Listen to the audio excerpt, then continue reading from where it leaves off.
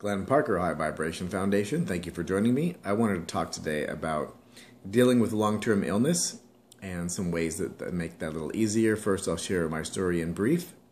I have had all kinds of crazy things. I have an ocular prosthetic. I had to have my right eye removed at 18 months due to a rare cancer.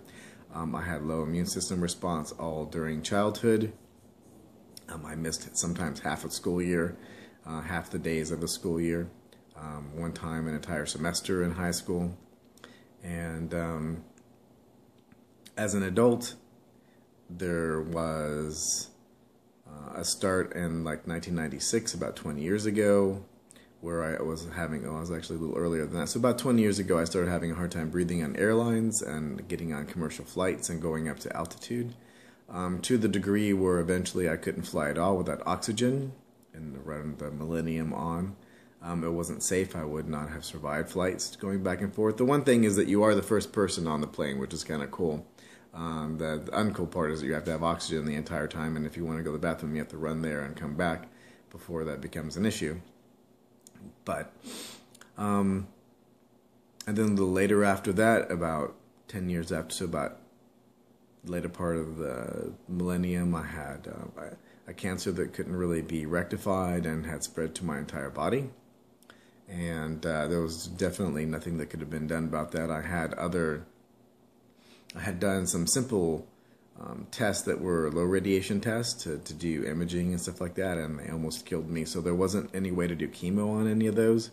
So it wasn't possible to do any kind of chemotherapy or anything on that. And starting about 4 years ago, I found various permission slips. I found some traditional Chinese medicine. I had been doing a ton of detoxing. And I finally found a catalyst between all those things and started dissipating the tumor. It was painful as hell because it was everywhere, and mostly it was because blood flow was getting through and breaking it apart, and it's twisting and pinching vital areas, and it's not a happy time inside. However, I think what I'm contributing that to primarily is the transition between the 3D reality and the 4D reality. Bashar and others, and I don't know if it was Aridif, but I know Adronis has said that some of these things can't exist in a new energy because it is a 3D imbalance in the body. Tumors and cancer and illness, it's always an imbalance of some sort emotionally, generally, and it's translating into the body. And it can also be something that you wanted to experience on the template level, but generally it's emotional.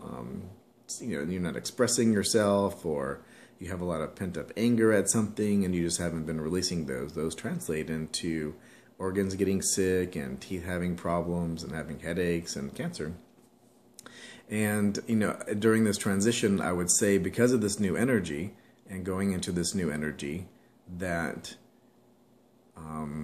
you can't have things like that exist in the new energy. So things like cancer and these emotional imbalances that are starting to balance themselves out. About 4 years ago, ever take a couple months, I found various amounts of things. I was meditating all the time. I was listening to Abraham-Hicks. I was listening to Paul Lowell, I think that's how you pronounce his last name. And I had some experiences of, starting to feel, and Gary Renard and all these different people. And, I was starting, something was there that I hadn't experienced before, and then all at once the tumor started subsiding. It was not comfortable. It's still subsiding now. It's so much smaller than it ever was, and at any point in time it's at the point where it could break apart like a worm going through an apple over and over and over again, where the apple becomes unstable and eventually it's just going to collapse upon its own weight, where if you take it and just do anything with it, it would just snap apart and then break apart and dissipate off. I do attribute that to coming into this new energy, and that I was a stubborn bastard and I was not going anywhere. I was taking care of my mom, and I told the doctors, I'm not going to die because I have things to do. I'm taking care of my mom. She hasn't been well. And they're like, yeah, whatever. And 10 years later, here I still am, and the tumor is dissipating because we're going into this new energy. So I wanted to experience going into the new energy and having the ability to go to first contact. And now within the idea that we can go into out of the 3D reality into the 4D reality and be the Phoenix Earth and have the ability to see 1,000 years of peace and become a new type of spirit being, as Bashar has said. I'm like, well, let's do that. I mean, so basically I ignore this on a daily basis. I do have some suggestions for people that do have some long-term illness. The very first thing is come to terms that in this physical reality that everything that you see, every person that you see is an energy representation. They're not physically in your universe. You're the only one in your universe. You are creating your own things. They are unique, autonomous beings, the unique souls and spirits. And they're there by permission. You both have given permission to each other to experience each other because they're making your energy representation in their reality so that they can experience you. You are dreaming all of them, and they're dreaming all of us, just like we are the dreams of all that is. So, since you are putting everything in your reality, you're putting them there as an energy representation. That means that any illness that you have is something that you put there as a challenge for yourself. Think about that for a moment. It's going to piss you off at first if you haven't really given it great consideration, but if everything in your reality is there, put there by you, by permission, there's nothing can happen to you without your permission on a higher level through the template level reality. And now that we're coming closer and closer and closer into the template level reality, into a 4D reality, because as the fourth density is the template level reality, and illness can't really exist in the being that you're going to be, in the full holistic being that you're going to be. Illnesses can't exist because as a fully integrated being, these imbalances that create illness are generally emotional imbalances, and they're self-rectifying, and a lot of them could be from past lifetimes, who knows. They could be just an experience you wanted to experience to give yourself the challenge because you're an immortal being in a timeless reality and you need things to do. For instance, like the Q continuum in Star Trek, and there's tons of examples of humans and other beings being said that they are immortal, whether they became immortal or if they were always immortal. They needed things to do. They got bored. So just even in story and literature, it shows that, hey, you needed things to do. And sometimes when they lived so long, they wanted to die. Who would want to do the same thing forever? Who would want to be human for 10 billion, 100 zillion years, a number that the human mind can't even imagine because it's infinity? That you'd want the unique things to do. So you came into this lifetime, and I hope this is helpful. You came into this lifetime. Anything that you're experiencing, you put there, whether it's illness, whether it's someone that bugs you on a daily basis, it's there so that when it no longer bugs you and you can go to it and be at peace with it, it dissipates and disappears. It has the best chance of doing so. And why? It's no longer necessary. You put it there to be a challenge for yourself. You put it there to be something to have some rectification for. You wanted to be able to go through that and get to a place where, oh, okay, I now have enough understanding where that doesn't bother me anymore. I know I put it there. I know I'm a unique being, and I'm just going to give it unconditional love. That person is a family member on a higher level in a non-physical reality, in the spirit level. And we chose to come here and play this game together. So why should I be angry at them at all? This doesn't make any sense. And when it doesn't make any sense anymore, it has no need to be in your physical reality because it's self-rectified. Why would it still be there if it's not needed anymore as a challenge? Because it's no longer a challenge. So it will dissolve itself and move on. And something else will come up. And I think it's the same thing for illness. I got to the point where I was peaceful with, well, if I'm going to die, I'm going to die. And this is before I came across any type of literature on Bashar or Adronis or any of these channels. I came across Bashar July of 2013, once we were pretty well into the new energy. And I was on the way. I was going back and forth between the Hudson Valley and New York City doing some work. And I always bring my phone and I listen to things, and something came up where somebody showed like a small 20-second clip of Bashar. And I picked up the phone. I'm like, what's going on with that? And I'm like, okay. So I wrote that down. And when I got to the house, and this, and what's oversoul, and what's permission slips. I'm like, whoa. And I spent 30 days going, doing pretty much nothing else but eating and feeding myself and getting the essential things done that you had to get done.